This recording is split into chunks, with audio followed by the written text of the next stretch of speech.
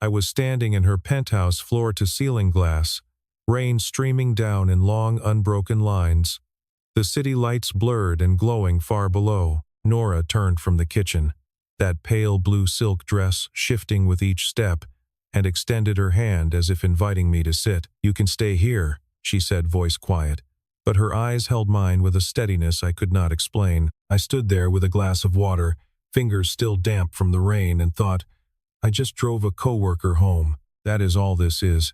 But the room was telling a different story, and I did not know yet that she had been waiting for this moment for 2 years. My name is Marcus Cole. I am 39 years old, and I work as a structural engineer at one of the larger construction firms in Atlanta, Georgia, the kind of company that builds bridges and parking decks and hospital wings, the kind of work where precision matters more than personality. I live alone in a 2-bedroom apartment in Midtown. Not big, not small, exactly right for a man who has made peace with silence. I got divorced 3 years ago.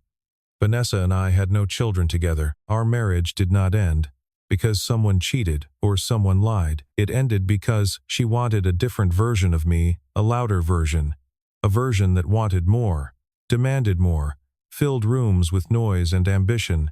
I do not blame her. I just was not that person. Vanessa once told me I loved silence more than I loved her. Maybe she was right. But silence never walked out on me. After the divorce, I pulled inward. Work, home, cook for one, read, sleep. The same rhythm every day, and on weekends something even quieter. My coworkers knew me as reliable, and reserved the kind of man they called when someone needed to review structural drawings at 11 at night, not the kind they invited to happy hour on Friday. I did not mind. I had built a life that fit me the way a good coat fits, snug, functional, nothing wasted. And I told myself that was enough. Most days, I believed it. Nora Ashford worked on the same floor. Different department, she was a senior project manager, the person who kept timelines from unraveling and budgets from catching fire. I knew her from cross-departmental meetings. She sat at the far end of the table, took careful notes, and rarely spoke unless it was necessary. But when she did speak, the room went still, not because she raised her voice, because every sentence was so precise that no one needed to ask a follow-up. I noticed her the way you notice a good structure, not with excitement, but with quiet respect. The way she held her pen, the slight nod when she agreed with something, the way she left every meeting, without lingering for small talk, as if her time belonged only to her. I kept a black folding umbrella in the glove compartment of my truck. Old, compact, nothing special. Atlanta rain comes fast and leaves fast, and I had learned years ago to keep one within reach. That umbrella will matter later. It will matter more than I could have imagined. It was a Friday afternoon in late October. The sky cracked open around 4:30, one of those sudden downpours that turns the parking lot into a shallow river within minutes. Most people had already gone home. I walked out to my truck, collar up, keys in hand, and saw Nora standing under the awning at the building entrance. She had her phone pressed to her ear, watching the rain like she was trying to calculate how long it would last. Her car had broken down. Uber prices had surged to 4 times the normal rate. She was considering a taxi. I stopped. I did not think about it for more than a second. "I can give you a ride," I said. Nora looked at me. One beat. No surprise on her face, no polite refusal, no awkward hesitation. She just nodded. "Thank you, Marcus." She did not say "you do not have to," or "I can figure it out." She just accepted, quietly, as if she had known I would stop. I handed her the folding umbrella to cover herself from the awning to the truck. She took it, and when she got in, she folded it neatly and set it on her lap, careful, deliberate. Most people would have tossed it onto the back seat. She held it like it was something worth taking care of. I noticed that. I filed it away, and I thought nothing more of it. She lived in Buckhead, the opposite direction from my place. The rain was coming down hard enough that the wipers on their highest setting could barely keep up. I did not care. I was not in a hurry to get home. The drive through Midtown took nearly 45 minutes for a stretch that normally takes 15. The rain had traffic backed up along Peachtree, brake lights stretching out in a long smeared line through the downpour. Neither of us turned on the radio. The only sound was rain hammering on the roof of the truck, the rhythmic sweep of the wipers, and the occasional rush of water under the tires when we hit a low spot. The cab felt smaller than usual, not uncomfortable, just close. The kind of close where you become aware of another person's breathing. Nora asked me about the bridge project. I was designing a pedestrian crossing over the Beltline that the city had been planning for 2 years. But her questions were not general.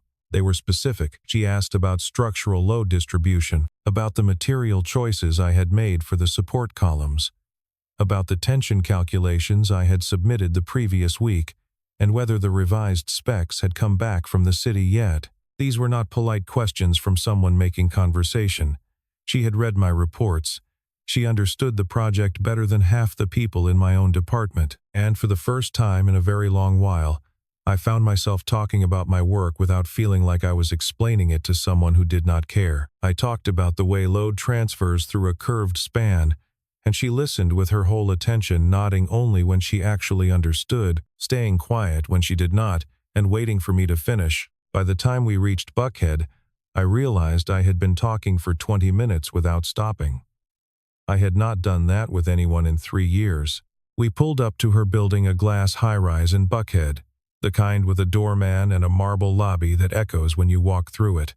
The rain had not slowed. If anything, it had gotten worse, the kind of rain that feels personal, like the sky is trying to keep you exactly where you are. She handed the folding umbrella back to me and paused with her hand on the door handle. "It is dangerous to drive back in this," she said.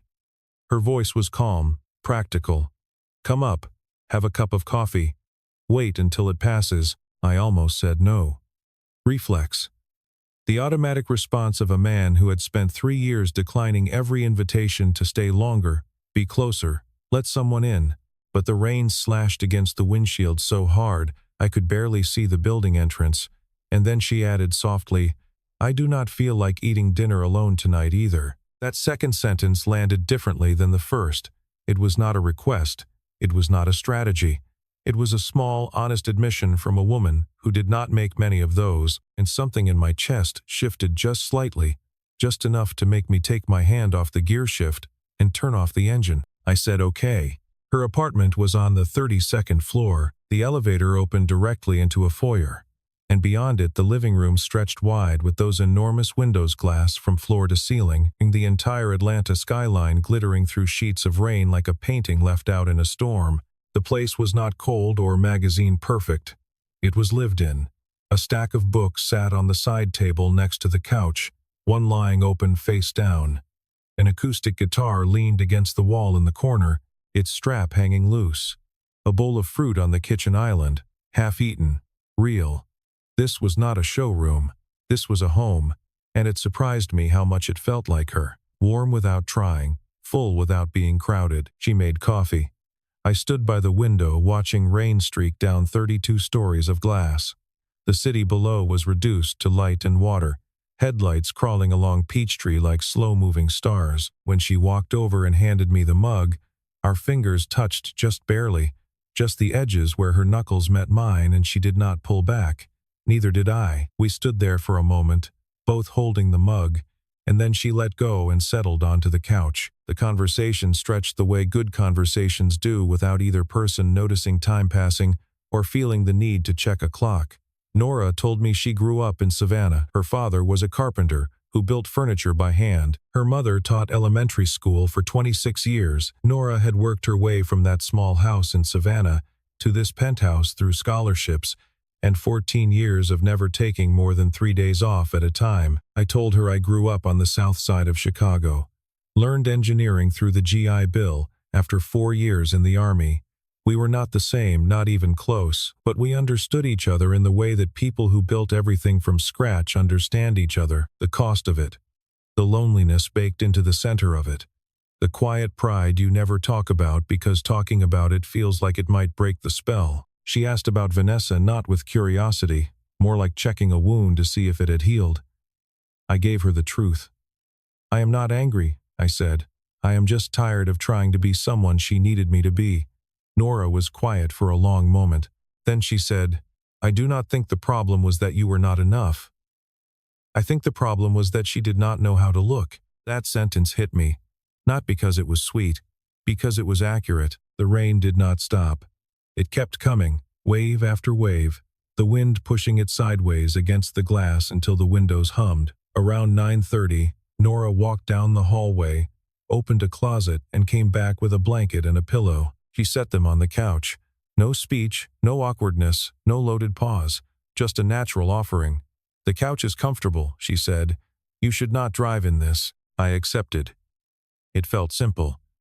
And that simplicity surprised me because nothing with another person had felt simple in 3 years. Before she disappeared down the hallway toward her bedroom, she stopped at the edge of the living room, turned back to face me. "Marcus, thank you for stopping at the awning." "Anyone would have stopped," I said. She shook her head, just slightly. "No, not everyone would have." I lay on her couch that night and listened to rain streaming down 32 floors of glass.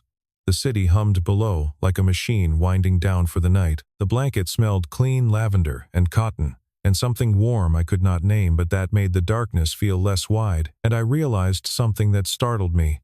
This was the first night in 3 years that I did not want to go home, not because her couch was better than my bed, but because her silence felt different from mine. Mine was empty, hers was full, and lying there in the dark, with the rain coming down and the city glowing through the water on the glass, I felt like I was in exactly the right place. I woke early the next morning.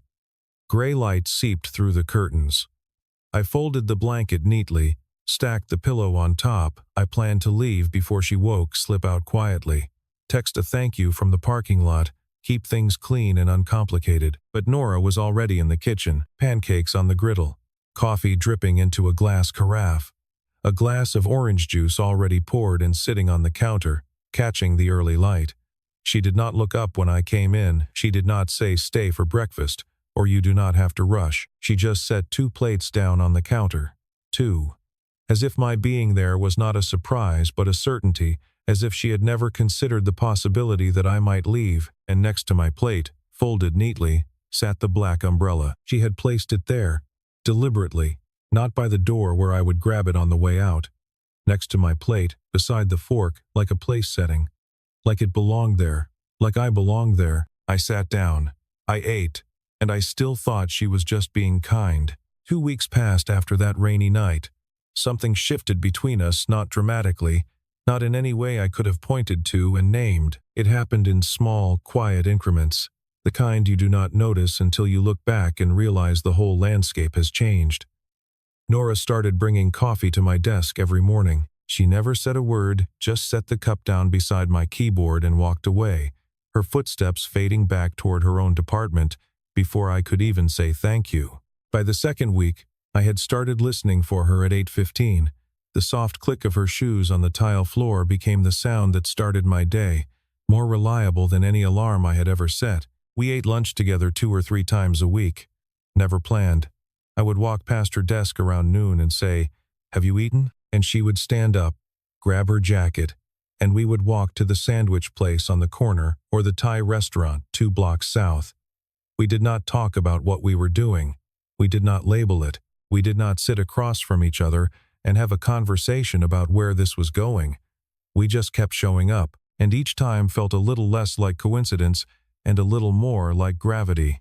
Other people noticed. No one said anything directly, but I caught the looks, the small smiles pressed into the corners of mouths, the way conversations paused for half a beat when I walked into the break room after lunch with Nora. People were watching. I pretended not to see, and I told myself it meant nothing, because telling myself things meant nothing was what I did best. And then Vanessa called. 3 years of silence, and her name lit up my phone on a Tuesday evening while I was making dinner. My hand stopped over the cutting board. I stared at the screen for 4 rings before I picked up. Her voice came through warm and familiar, and I hated that it still felt familiar, hated that 3 years had not been enough to make her sound like a stranger.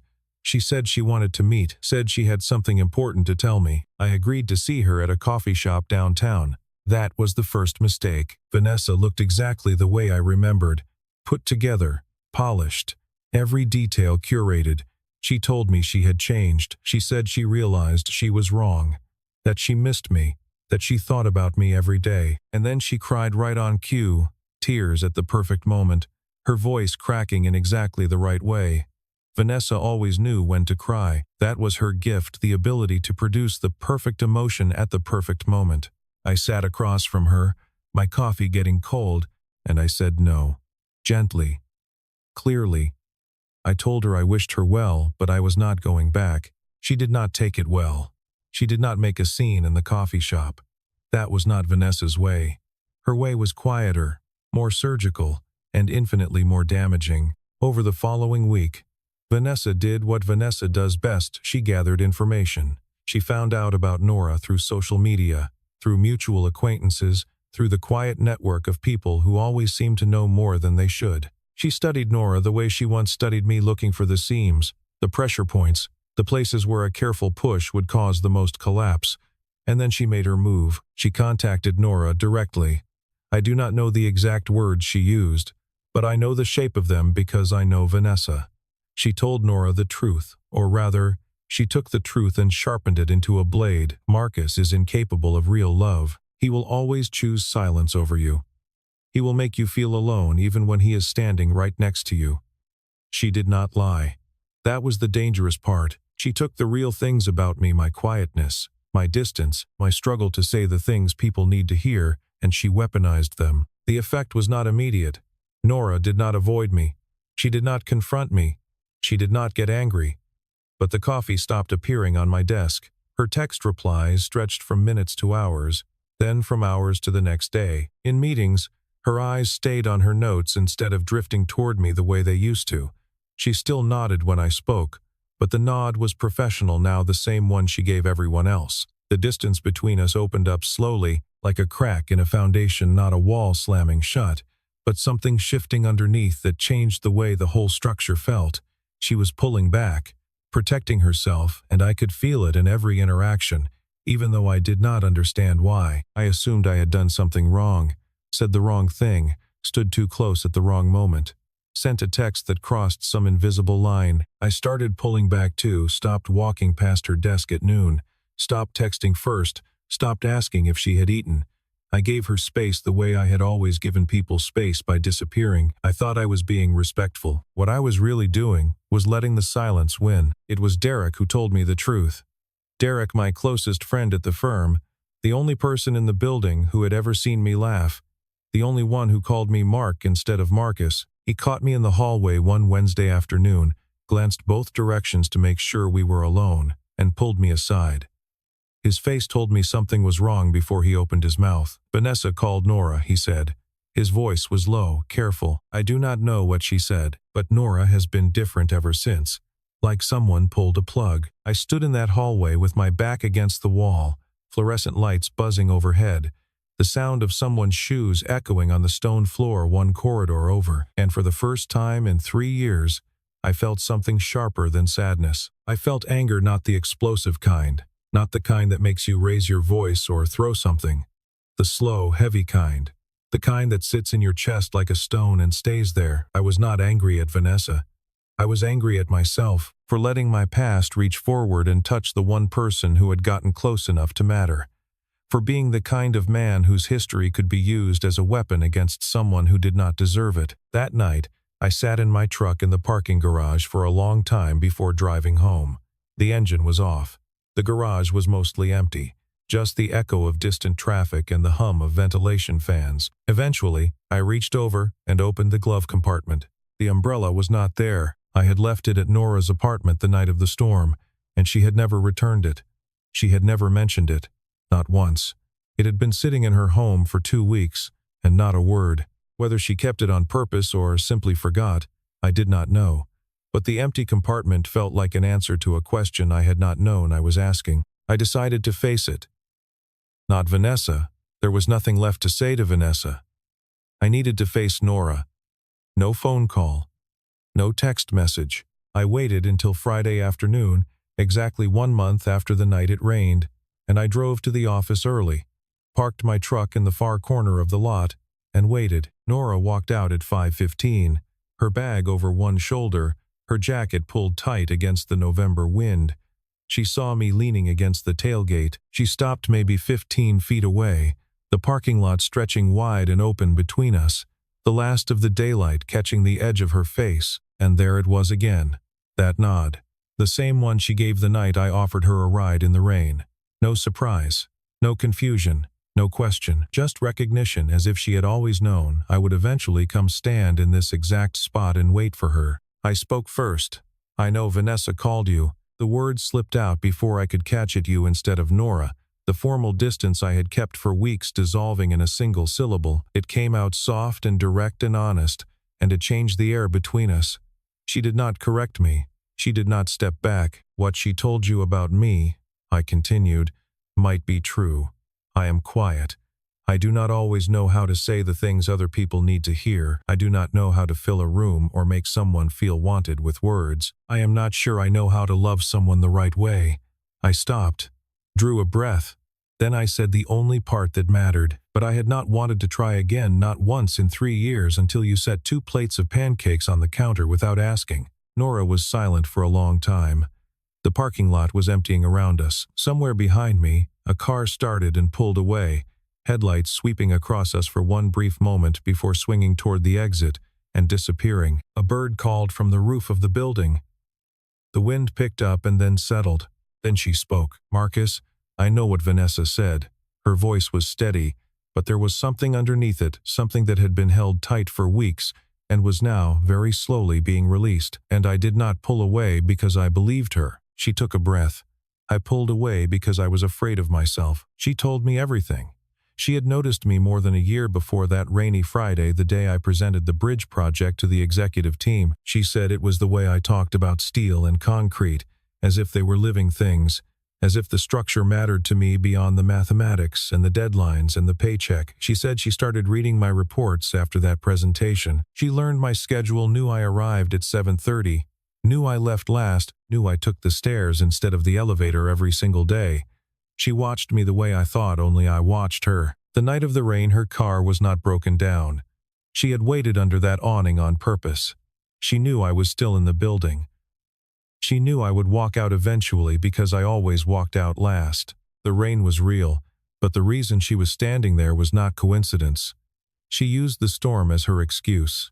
And the umbrella, she kept it deliberately. She placed it beside my plate at breakfast, not because she forgot to return it, but because she wanted a thread tied between us, something small and tangible and real, a reason for me to come back. And when Vanessa called, Nora said, her eyes steady on mine, "I was not afraid you were the man she described. I was afraid because I realized I already loved you enough to be truly hurt, and I was not ready for that." I stood in the parking lot. It was not raining. The sky was pale and fading into dusk, the streetlights just beginning to flicker on, and for the first time standing there in the cold with my hands in my jacket pockets, I understood everything. The awning, the umbrella, the 2 plates set down without a word, the coffee every morning at 8:15, all of it had been Nora, choosing me, quietly, patiently, deliberately, through action instead of declaration, through presence instead of words. I did not say "I love you." I turned, walked to the back of my truck, and opened the tailgate. Inside was a new folding umbrella, same brand, same black fabric, bought the week before from the hardware store on Ponce de Leon. I had not known why I bought it at the time. Now I did. I held it out to her. "Keep the old one," I said. "This one is mine.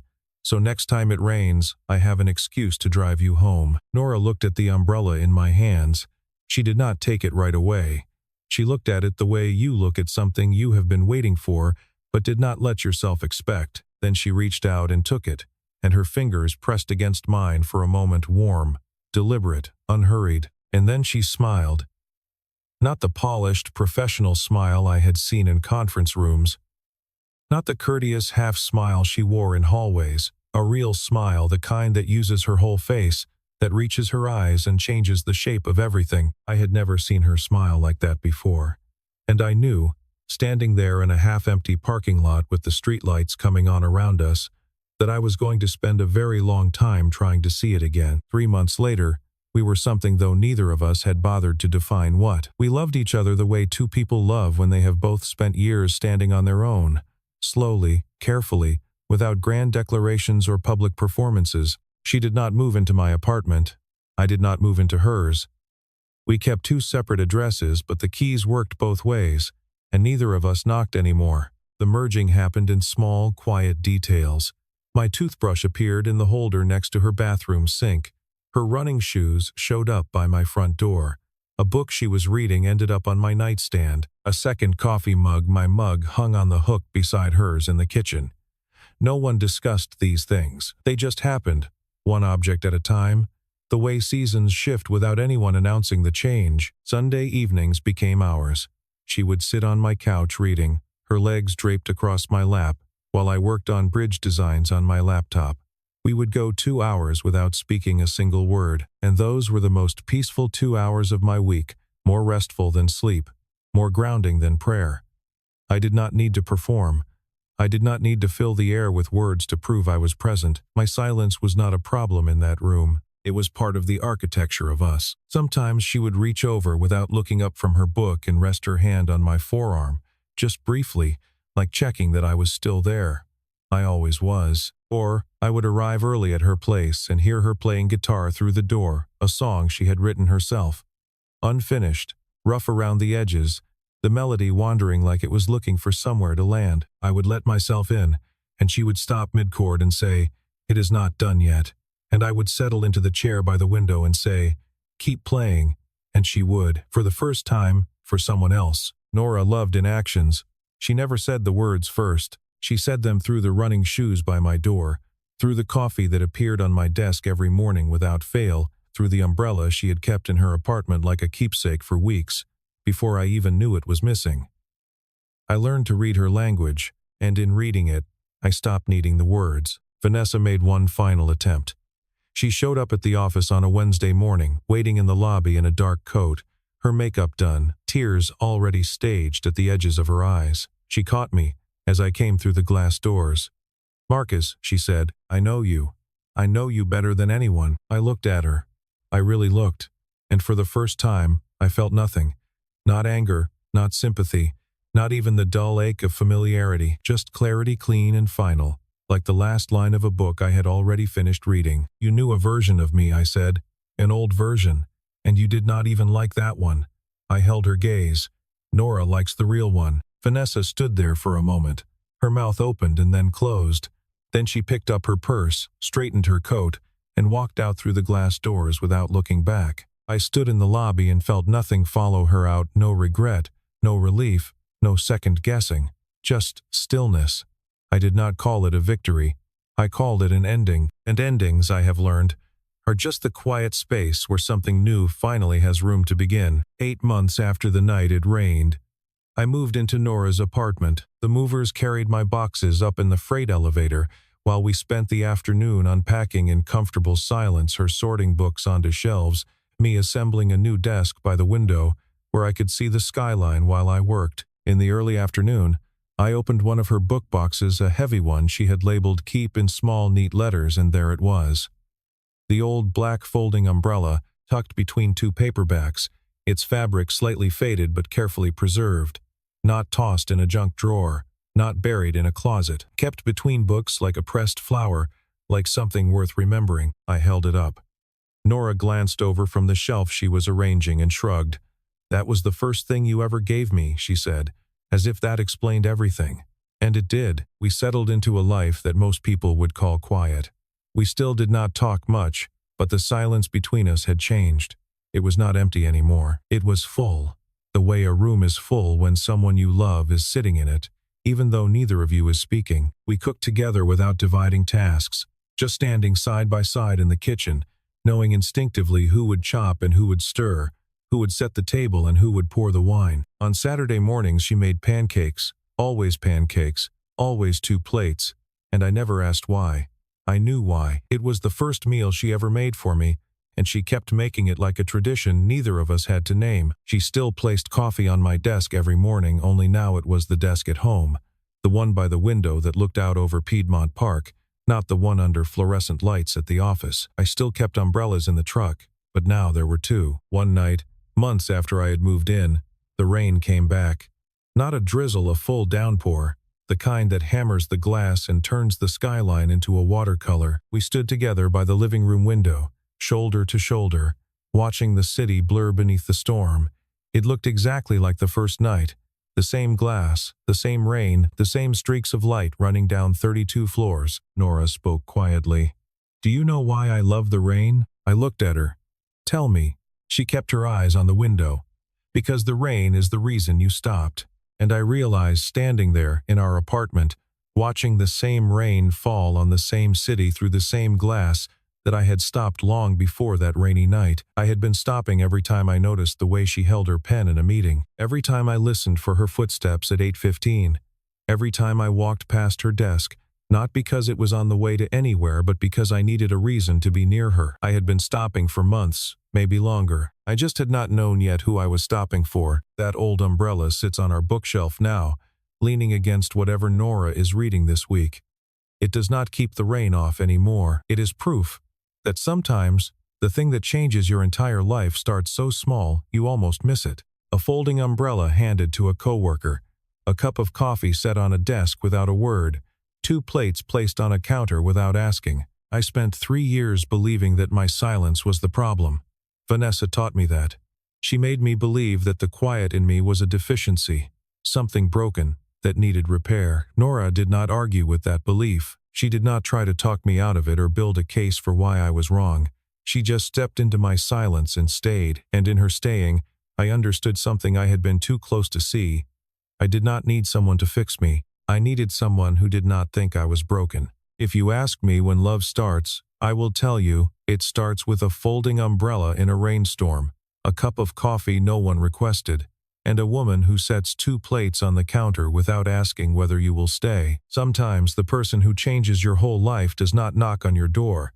They just stand under the awning and wait for you to stop. Have you ever realized someone loved you long before you knew, and when you looked back, every sign was already there? Are you the one who speaks first? Or are you like Nora, loving through action and waiting for the other person to understand? If this story reached you, leave a comment and tell me.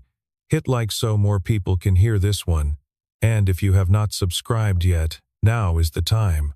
Every week, I tell stories like this, about ordinary people, small moments, and the changes you do not see coming until they have already arrived.